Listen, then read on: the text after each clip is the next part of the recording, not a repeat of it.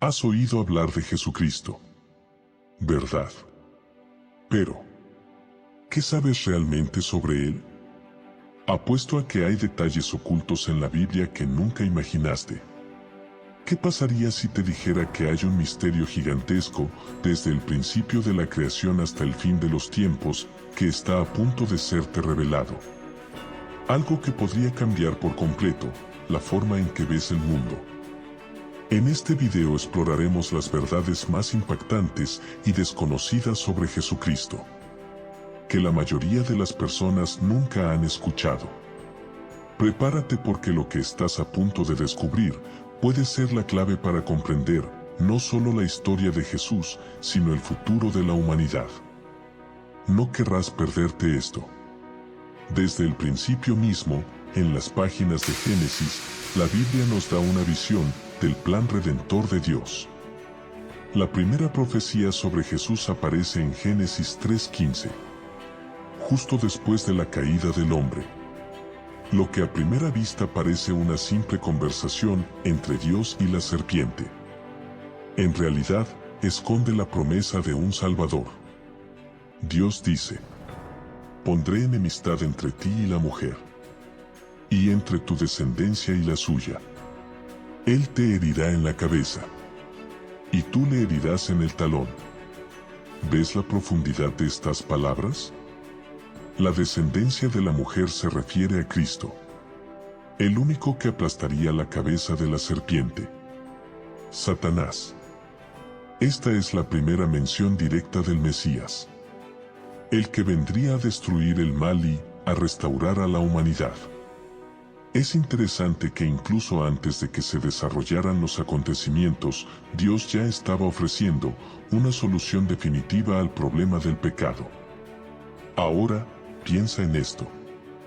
En el calor del Edén, donde la desobediencia rompió la comunión con Dios, Él inmediatamente trazó un camino hacia la redención.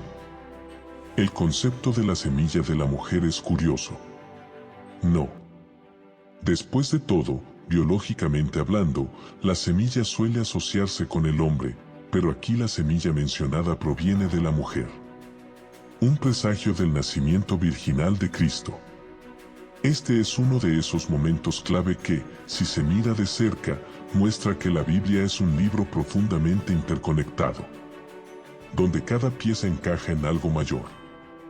¿Habías considerado alguna vez este vínculo entre Génesis y el Nuevo Testamento? La caída de Adán.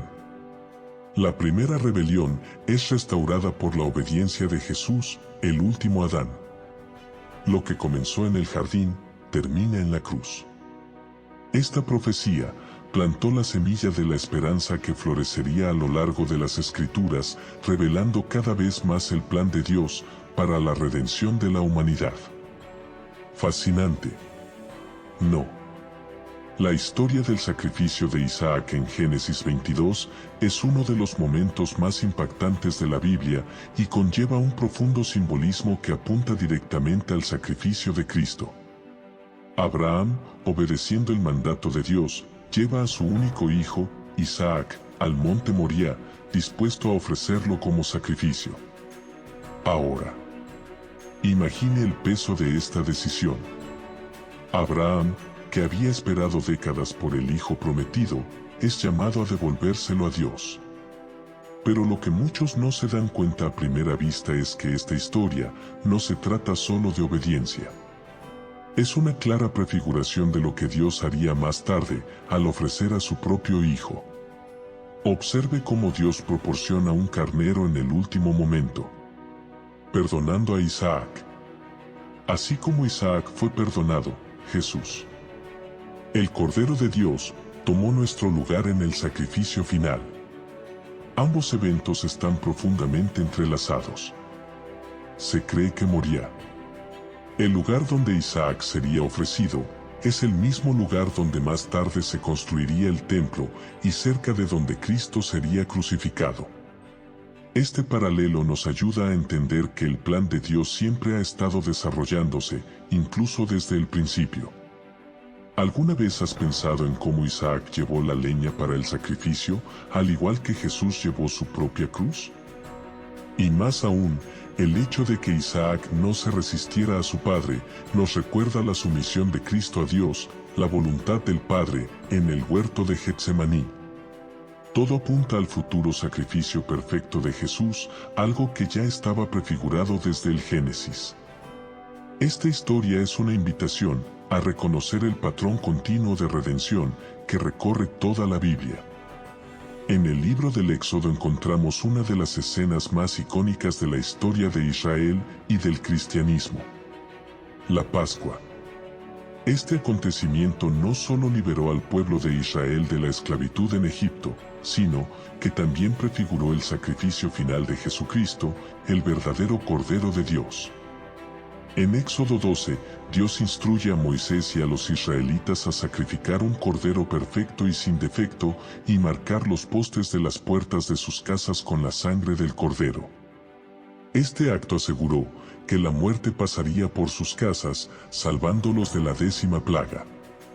Ahora piense en la profundidad de esta imagen. La sangre del cordero que salvó a los primogénitos de Israel de la muerte. Es un símbolo claro de Jesús, quien más tarde sería el Cordero sin pecado, derramando su sangre para salvarnos de la muerte eterna. Jesús, como el Cordero Pascual, fue ofrecido sin defecto, perfecto y obediente. Juan el Bautista captó esta conexión brillantemente cuando vio a Jesús y declaró: «He aquí el Cordero de Dios, que quita el pecado del mundo». Juan 1, 29. Esta declaración, hecha siglos después del evento de la Pascua, conecta el pasado con el futuro, revelando el verdadero significado detrás de ese primer sacrificio en Egipto. Lo que es interesante aquí es que, así como la sangre del Cordero Pascual se aplicó para proteger a las familias, la sangre de Jesús cubre a los que creen, ofreciendo protección contra el juicio de Dios. Este paralelo es central para entender el plan de redención y cómo Dios siempre ha usado símbolos físicos y eventos para señalar realidades espirituales mayores. Lo que comenzó como un acto de liberación para Israel culminó en la liberación final ofrecida a toda la humanidad a través de Cristo. ¿No es asombroso cómo todo se conecta? En el libro de Levítico encontramos el papel central del sumo sacerdote y el sistema de sacrificios, especialmente en el día de la expiación, Levítico 16. Este capítulo, aparentemente ritualista, tiene profundas implicaciones para nuestra comprensión de Jesucristo y su obra redentora. El sumo sacerdote en el día de la expiación ofrecía sacrificios por los pecados del pueblo de Israel, entrando al lugar santísimo con la sangre de un animal, intercediendo por toda la nación. Sin embargo, como nos recuerda Hebreos, estos sacrificios eran temporales y apuntaban a algo mucho mayor y definitivo. Aquí vemos el primer atisbo del papel de Jesús como el sumo sacerdote eterno. A diferencia de los sacerdotes humanos que tenían que ofrecer sacrificios repetidamente, Cristo se ofreció a sí mismo una vez por todas con su propia sangre. Entró en el lugar santísimo celestial e hizo la expiación final por los pecados de la humanidad, Hebreos 9, 12. En lugar de un sacrificio animal, Él fue el sacrificio perfecto. Con esto, Jesús abolió la necesidad de sacrificios repetidos, cumpliendo completamente el propósito de la ley y los rituales levíticos. Hay algo extraordinario en darse cuenta de que el papel del sumo sacerdote en Levítico era solo una sombra de lo que vendría en Cristo. El sacrificio de Jesús no se realizó en un altar terrenal, sino ante el trono de Dios mismo, ofreciéndonos redención eterna. Esta comprensión cambia la forma en que vemos, tanto el Antiguo como el Nuevo Testamento, ya que nos damos cuenta de que Dios siempre había estado preparando un camino completo de reconciliación para su pueblo. La historia de la serpiente de bronce, levantada por Moisés en el desierto, es uno de los episodios más simbólicos del Antiguo Testamento, que apunta directamente a Jesús y su sacrificio en la cruz. En Números 21, 8 al 9, después de que el pueblo de Israel se rebeló contra Dios en el desierto, una plaga de serpientes venenosas fue enviada como castigo. Cuando el pueblo se arrepintió, Dios le ordenó a Moisés que hiciera una serpiente de bronce y la levantara sobre un palo. Cualquiera que mirara a la serpiente sería sanado y salvado de la muerte. Ahora bien, este evento puede parecer extraño al principio, pero si miramos más de cerca, veremos que prefigura perfectamente el sacrificio de Cristo. En Juan 3, 14-15, Jesús hace explícita esta conexión, diciendo: así como Moisés levantó la serpiente en el desierto, así también es necesario que el Hijo del Hombre sea levantado, para que todo aquel que crea tenga en él vida eterna. Así como los israelitas en el desierto solo necesitaban mirar la serpiente de bronce para ser sanados, hoy solo necesitamos creer en Jesús que fue levantado en la cruz para ser salvos. Lo fascinante aquí es que la serpiente, un símbolo de maldición y pecado, fue utilizada como un medio de salvación. De manera similar, Cristo, que no conoció pecado, se hizo pecado por nosotros, tomando sobre sí la maldición que estaba destinada para nosotros. 2 de Corintios 5, 21. Este paralelo refuerza la idea de que la cruz, un cruel instrumento de ejecución, se convirtió en el símbolo máximo de salvación para todos los que creen. La sencillez de este acto de fe, mirar a la cruz y creer, está en el corazón del Evangelio. Los salmos, a menudo vistos como simples canciones, poesía de alabanza y lamentación, esconden algunas de las profecías más profundas y directas sobre el Mesías. Dos salmos, en particular, capturan momentos fundamentales de la vida y la misión de Jesús, el Salmo 22 y el Salmo 2. El Salmo 22 es conocido como el Salmo de la Cruz. En su primer verso, vemos a Jesús haciendo eco de sus palabras en la cruz: Dios mío, ¿por qué me has abandonado? Salmo 22, 1, Mateo 27, 46. A lo largo del Salmo, las descripciones son notablemente detalladas en cuanto al sufrimiento que Jesús soportaría. Me traspasaron las manos y los pies. Salmo 22, 16, una clara referencia a la crucifixión. Lo que es aún más impresionante es que este salmo fue escrito cientos de años antes de que se inventara la crucifixión como método de ejecución. Esto pone de relieve el poder profético de las Escrituras que señalan con precisión los acontecimientos futuros. ¿Ha pensado alguna vez en cómo estas palabras, escritas por el rey David, tenían poco sentido en su época, pero encontraron su pleno cumplimiento en la muerte de Jesús? Por otra parte, el Salmo 2 habla de la realeza de Cristo. En este salmo, el Mesías es presentado como el Hijo de Dios, destinado a reinar sobre todas las naciones. Tú eres mi Hijo. Yo te he engendrado hoy. Pídeme, y te daré por herencia las naciones y como posesión tuya los confines de la tierra. Salmo 2, 7-8.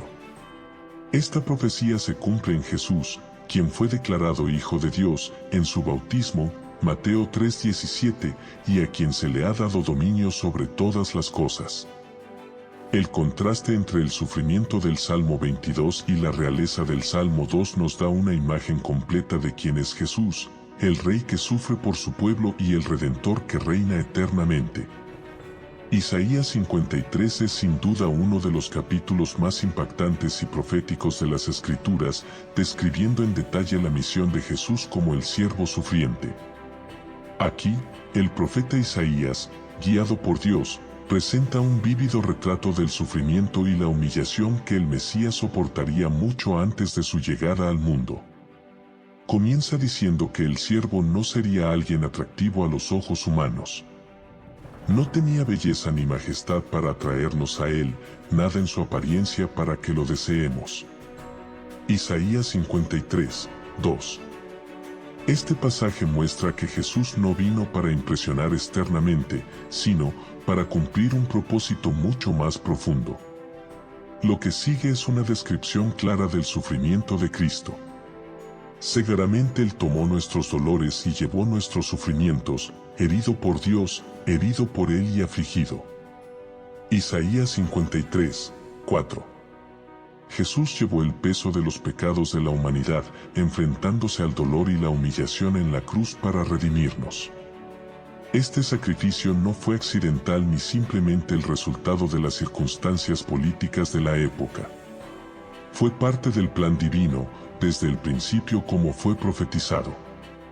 Cada latigazo que sufrió, cada gota de sangre que derramó, fue prevista en esta poderosa profecía de Isaías. Cuando leemos Isaías 53, se hace evidente que el sufrimiento de Jesús fue sustitutivo. Él sufrió en nuestro lugar, tomando la culpa y el castigo que eran nuestros.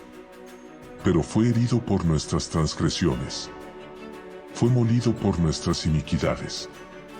El castigo que nos trajo paz fue sobre él, y por sus heridas fuimos sanados. Isaías 53, 5. Jesús mismo citó pasajes de esta profecía, señalando su cumplimiento en su vida, muerte y resurrección. Así, vemos que la vida de Jesús fue el cumplimiento perfecto de todo lo que Dios había revelado, siglos antes a través de Isaías. En el libro de Daniel encontramos una de las visiones más poderosas del Antiguo Testamento, que revela el futuro dominio del Mesías. En Daniel 7, 13 al 14, el profeta describe la visión de un ser celestial, que se acerca al anciano de días y recibe poder y autoridad eternos. Esta figura es descrita como el Hijo del Hombre, un título que Jesús adoptó a menudo durante su ministerio. La visión es majestuosa. Miré, y he aquí que venía con las nubes del cielo uno como un hijo de hombre. Se acercó al anciano de días y fue llevado a su presencia. Daniel 7, 13. En esta escena, al Hijo del Hombre se le da dominio, gloria y un reino que nunca será destruido. Esta profecía tiene enormes implicaciones ya que apunta a la naturaleza divina y eterna del Mesías. Cuando Jesús se refirió a sí mismo como el Hijo del Hombre, estaba conectando su misión terrenal con la profecía de Daniel, dejando en claro que él era el Rey prometido que gobernaría sobre todas las naciones y que se le dio autoridad, gloria y poder soberano. Todas las naciones y pueblos de todas las lenguas lo adoraron. Daniel 7:14. Este título conlleva tanto la idea de humanidad como de realeza divina, y Jesús lo usa para explicar su papel como Salvador y Juez. La visión de Daniel no solo habla de un reino temporal, sino de un reinado que nunca terminará. Esto significa que el plan de Dios para la humanidad es eterno y que Jesús, el Hijo del Hombre, tendrá dominio sobre todo. Lo más impresionante de este pasaje es que desde la antigüedad, Dios ya había revelado el destino final de la historia humana, y este destino culmina en la glorificación de Jesús, como gobernante soberano sobre toda la creación. ¿Y tú, has considerado cómo esta visión impacta tu comprensión del futuro? La profecía del nacimiento virginal es una de las más notables del Antiguo Testamento, y su origen se encuentra en Isaías 7, 14. Por tanto, el Señor mismo os dará una señal: la Virgen concebirá y dará a luz un hijo, y le pondrá por nombre Emmanuel. Esta declaración hecha por Isaías alrededor de 700 años antes del nacimiento de Cristo, se convirtió en un marcador para identificar al Mesías. Emmanuel significa Dios con nosotros, y esta profecía no solo revela la naturaleza divina del Mesías, sino también la forma extraordinaria en que entraría al mundo. Nacido de una virgen, algo sin precedentes en la historia humana. La conexión entre esta profecía y su cumplimiento en el Nuevo Testamento es explícita en Mateo 1, 23, el evangelista hace referencia directa a Isaías 7, 14. Explicando que el nacimiento de Jesús a través de María fue el cumplimiento literal de esta promesa divina. El nacimiento virginal resalta la singularidad de Cristo. Él no vino como un ser humano más, sino como el Hijo de Dios concebido por el Espíritu Santo sin la intervención de un padre humano. Esta fue una clara señal de que Jesús era diferente, el único capaz de reconciliar a Dios y a la humanidad. Este aspecto sobrenatural del nacimiento de Jesús apunta a su propósito divino desde el principio. Dios estaba revelando al mundo que Él mismo estaría con nosotros, morando entre nosotros a través de su Hijo. Para los creyentes, esta profecía reafirma la soberanía de Dios y el perfecto cumplimiento de sus promesas, mostrando que, desde Isaías hasta el Nuevo Testamento, Dios estaba orquestando el mayor acto de redención de la historia. El anuncio del nacimiento de Jesús marca uno de los momentos más significativos y extraordinarios de las Escrituras. En Lucas 1, 26 al 38, vemos al ángel Gabriel siendo enviado por Dios a la ciudad de Nazaret, para visitar a una joven virgen llamada María. Él trae el mensaje de que ella sería la madre del Salvador, el Hijo de Dios. Las palabras de Gabriel fueron claras: concebirás y darás a luz un hijo, y le pondrás por nombre Jesús. Él será grande y será llamado Hijo del Altísimo. El Señor Dios le dará el trono de David su padre, y reinará sobre la descendencia de Jacob para siempre. Su reino no tendrá fin. Lucas 1, 31 al 33, el anuncio no fue solo una simple revelación, sino la confirmación de la promesa mesiánica que había estado planeando sobre Israel durante siglos. Naturalmente, María, sorprendida, preguntó cómo podía suceder esto si ella era virgen. Gabriel entonces explicó que el Espíritu Santo vendría sobre ella y el poder de Dios la cubriría con su sombra. El detalle es crucial porque una vez más refuerza la profecía de Isaías 7:14 sobre el nacimiento virginal de Emmanuel, Dios con nosotros. Este momento también revela el carácter de María. Su respuesta al anuncio es una demostración de fe y sumisión a la voluntad de Dios. He aquí la sierva del Señor, cúmplase en mí tu palabra. Lucas 38. Aunque María sabía que su vida cambiaría drásticamente, confió plenamente en Dios, convirtiéndose en un poderoso ejemplo de obediencia y fe para todos los creyentes. El anuncio del ángel Gabriel no fue solo un hecho aislado, sino el inicio del cumplimiento de una serie de profecías y promesas que culminarían con la llegada del Mesías, Jesucristo, al mundo. El nacimiento de Jesús en Belén es el cumplimiento directo de la profecía que se encuentra en Miqueas 5:2, que dice: «Pero tú, Belén, aunque eres pequeña entre las familias de Judá, de ti me saldrá el que será Señor en Israel, y sus orígenes son desde el principio, desde los días de la eternidad». Este acontecimiento no ocurrió por casualidad, sino que fue parte del plan soberano de Dios. Y Lucas 2:17 narra cómo se desarrolló todo. María y José, obedeciendo un decreto de César Augusto que ordenaba el censo de todo el Imperio Romano, viajaron desde Nazaret hasta Belén, la ciudad de David, donde nacería Jesús. Es interesante notar la sencillez y humildad con la que el Rey de Reyes entró en el mundo. Jesús nació en un establo, porque no había lugar para ellos en la posada. Envuelto en pañales y acostado en un pesebre. El Hijo de Dios, el Mesías esperado, no entró en palacios ni en lujos, sino en condiciones extremadamente modestas. Este detalle aparentemente sencillo revela mucho sobre el carácter de Jesús y la forma en que opera el reino de Dios. Vino por los humildes, los pequeños, los olvidados, una clara señal de que su misión sería radicalmente diferente a la que muchos esperaban.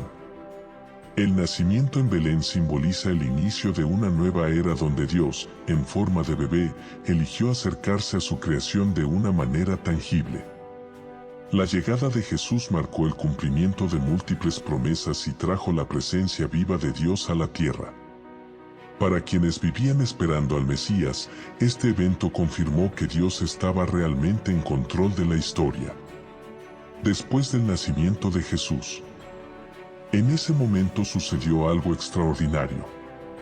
Dios anunció este acontecimiento a los más humildes, los pastores que cuidaban sus ovejas por la noche. En Lucas 2, 8 al 20, leemos que un ángel se les apareció a estos pastores y les dijo: «No tengan miedo. Les traigo una buena noticia que causará gran alegría a todo el pueblo. Hoy, en la ciudad de David, les ha nacido un Salvador, que es el Mesías, el Señor. Lucas 2, 10 al 11. Inmediatamente una multitud de ángeles alababa a Dios y los pastores fueron a Belén para adorar al recién nacido Jesús. La sencillez de esta escena es conmovedora, ya que revela que Dios eligió anunciar el nacimiento del Salvador, primero a aquellos que eran considerados socialmente insignificantes, mostrando que el Evangelio es para todos. Mientras que los pastores representaban a los pobres y humildes de Israel, los reyes magos que vinieron del oriente mencionados en Mateo 12 representaban el reconocimiento mundial de Jesús como Rey. Estos sabios, también conocidos como los magos, siguieron una estrella que los llevó directamente a Jesús. Cuando lo encontraron, se postraron y lo adoraron, ofreciéndole presentes de oro, incienso y mirra. Cada regalo tenía un significado profético. Oro para reconocer la realeza de Jesús, incienso para representar su divinidad y mirra, un perfume usado en los entierros anticipando su muerte sacrificial. Esta adoración combinada tanto por parte de los pastores como de los magos muestra que Jesús vino para todos, desde los humildes hasta los sabios y poderosos. Tanto los pastores judíos como los magos gentiles reconocieron que estaban en presencia del Rey de Reyes, y su reacción fue la adoración. Esta historia no es solo un relato de un evento antiguo, sino una invitación continua para que todos reconozcan a Jesús como Señor y Salvador, independientemente de su origen o estatus. Poco después del nacimiento de Jesús, el peligro se acercaba rápidamente. En Mateo 2, 13-18, encontramos un momento de tensión y escape.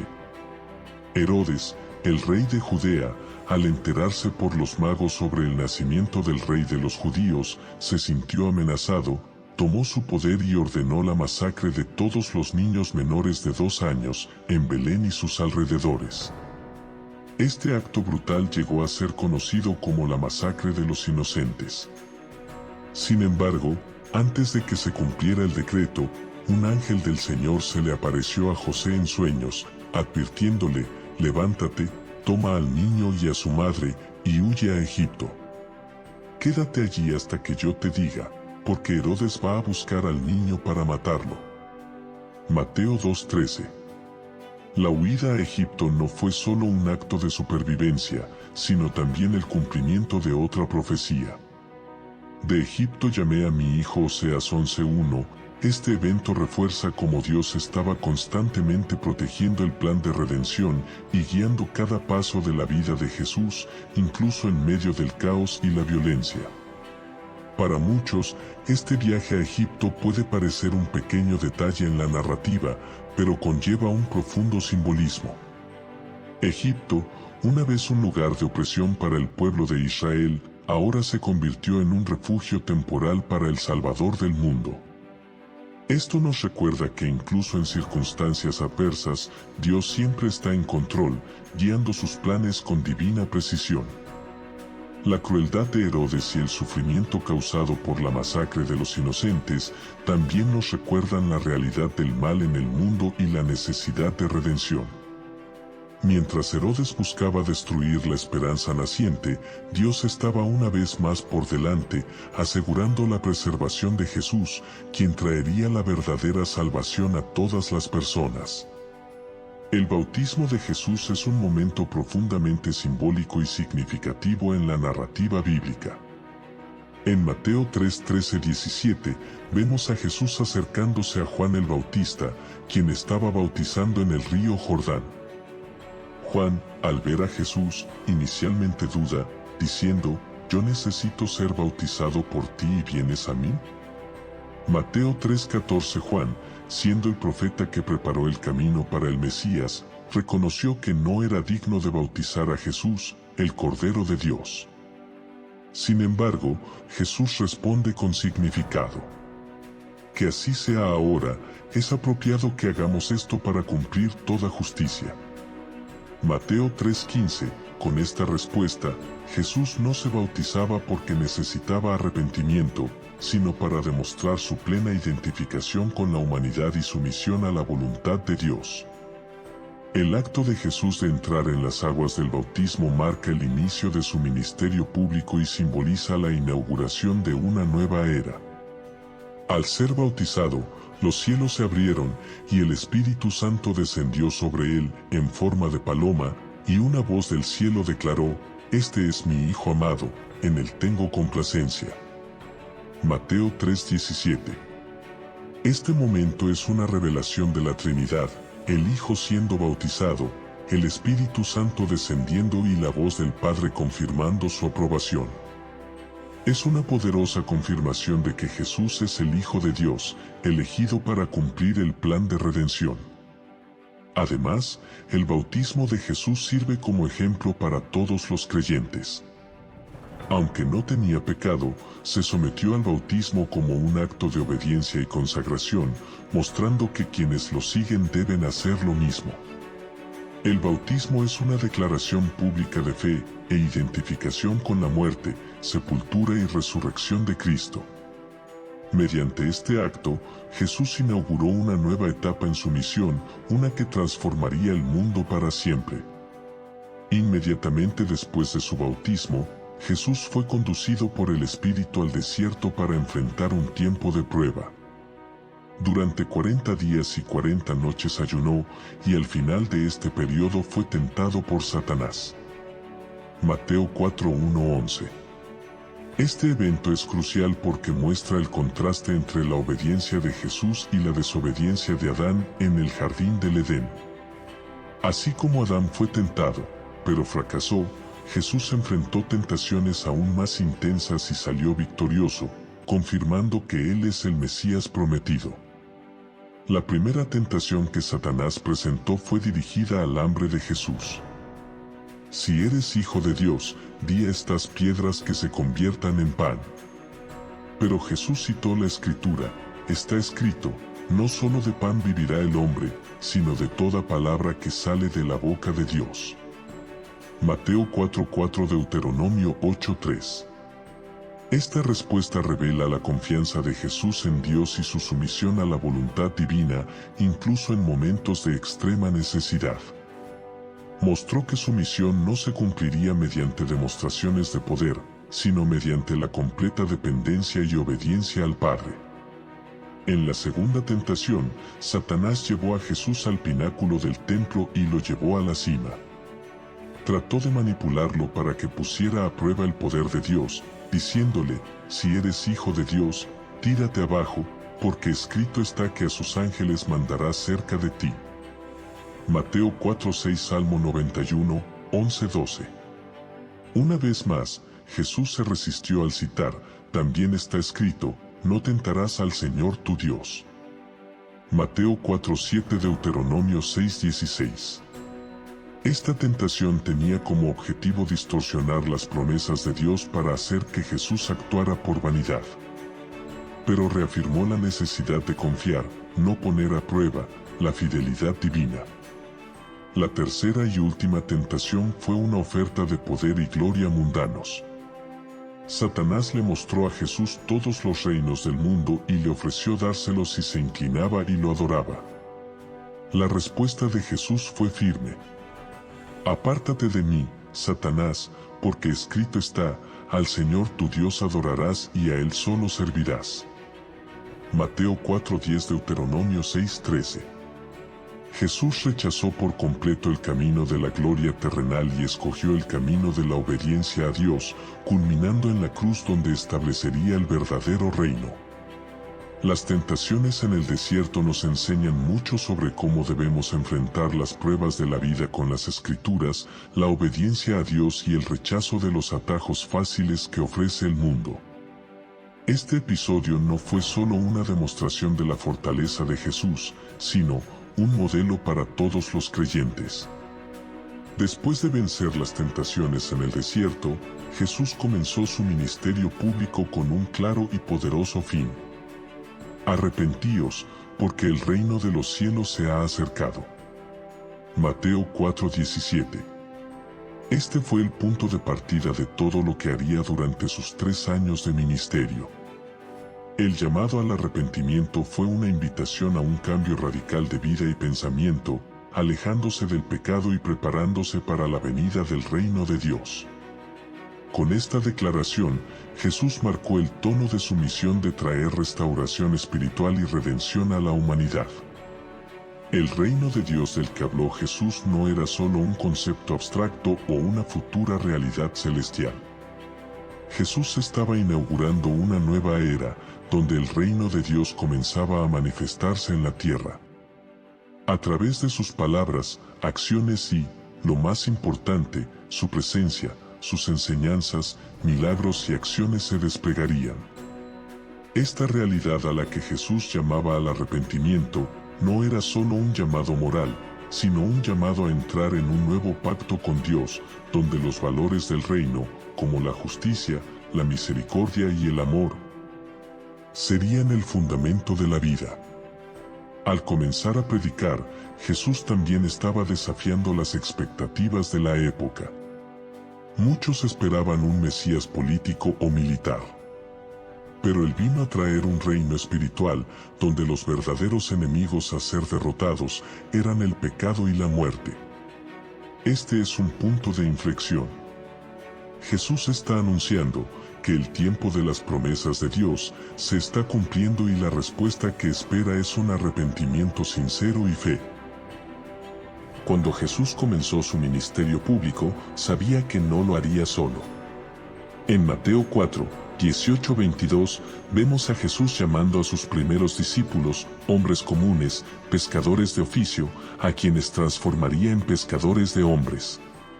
Jesús se encuentra con Simón, también conocido como Pedro, y su hermano Andrés, que estaban echando sus redes al mar y simplemente les dice: «Venid, seguidme y os enviaré a pescar hombres».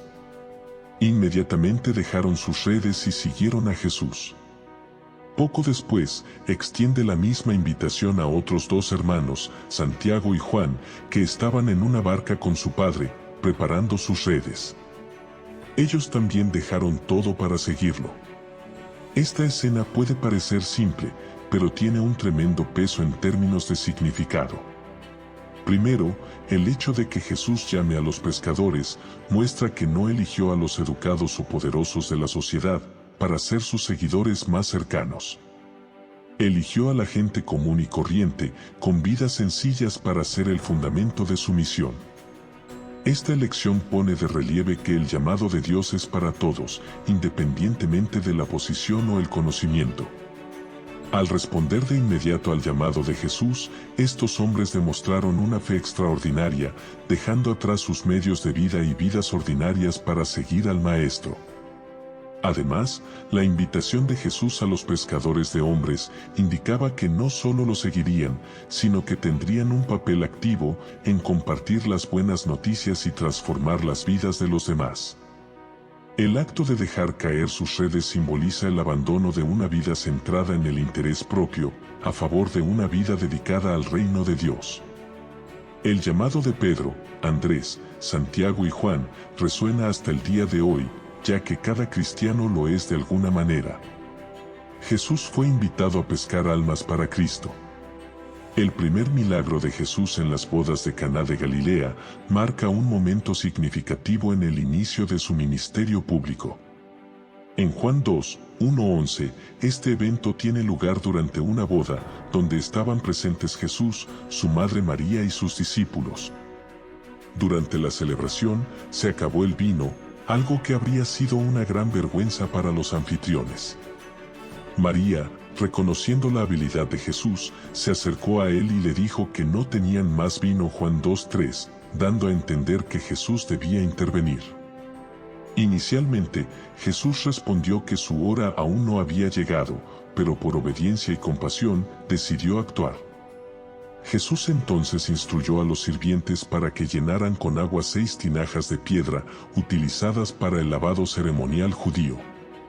Estas tinajas tenían la capacidad de contener una gran cantidad de agua, entre 80 y 120 litros cada una.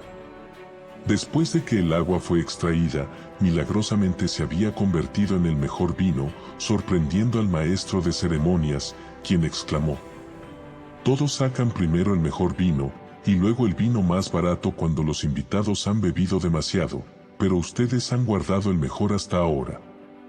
Juan 2:10. Este milagro, además de demostrar el poder sobrenatural de Jesús, también conlleva un rico simbolismo. El acto de convertir el agua en vino puede verse como un presagio de la transformación espiritual que traería Jesús. El uso de las jarras de purificación es particularmente simbólico, ya que representaban el sistema judío de limpieza ceremonial. Al transformar esta agua, Jesús estaba señalando un cambio. El viejo orden estaba siendo reemplazado por algo nuevo y mejor, al igual que el vino nuevo que proporcionó. Juan concluye diciendo que esta fue la primera de las señales de Jesús y reveló su gloria, y sus discípulos creyeron en él. Juan 2:11. A partir de este momento, su identidad divina comenzó a revelarse más claramente a sus seguidores. El Sermón del Monte es uno de los pasajes más significativos y conocidos del Nuevo Testamento, donde Jesús establece los principios fundamentales del reino de Dios. En Mateo 5:7 se dirige a una gran multitud y presenta enseñanzas que revolucionan las expectativas religiosas y culturales de la época. Jesús comienza con las bienaventuranzas, proclamando bendiciones para aquellos que, según los estándares mundanos, podrían ser considerados débiles o desfavorecidos. Bienaventurados los pobres en espíritu, porque de ellos es el reino de los cielos. Mateo 5:3 es solo una de las declaraciones que trastocan la lógica convencional, mostrando que los valores del reino de Dios son radicalmente diferentes de los valores terrenales. Además de las bienaventuranzas, Jesús aborda una serie de temas morales y espirituales. Desafía la comprensión tradicional de la ley judía al declarar: «No creen que he venido a abolir la ley o los profetas. No he venido a abolirlos, sino a cumplirlos». Mateo 5:17. En lugar de simplemente abolir la ley, Jesús la profundiza, llevando a sus oyentes a comprender que la justicia de Dios no solo involucra acciones externas, sino también el corazón. Enseña sobre temas como el perdón, el amor al prójimo, la pureza de corazón, la oración e incluso, cómo tratar con los enemigos. Uno de los aspectos más radicales del Sermón del Monte es que Jesús llama a amar a los enemigos y orar por aquellos que nos persiguen. Contrario a la lógica humana de venganza y retaliación. Amen a sus enemigos y oren por quienes los persiguen. Mateo 5:44. Jesús también habla de la importancia de no juzgar a los demás, practicar la misericordia y buscar constantemente una vida de oración íntima y verdadera con Dios. El Sermón del Monte es la esencia de la enseñanza de Jesús, revelando el corazón de Dios por la humanidad y estableciendo los fundamentos de la ética cristiana. Cada una de las enseñanzas aquí expuestas nos interpela hasta el día de hoy, llamándonos a una vida de santidad, humildad y amor que refleje los valores del reino que Cristo vino a establecer.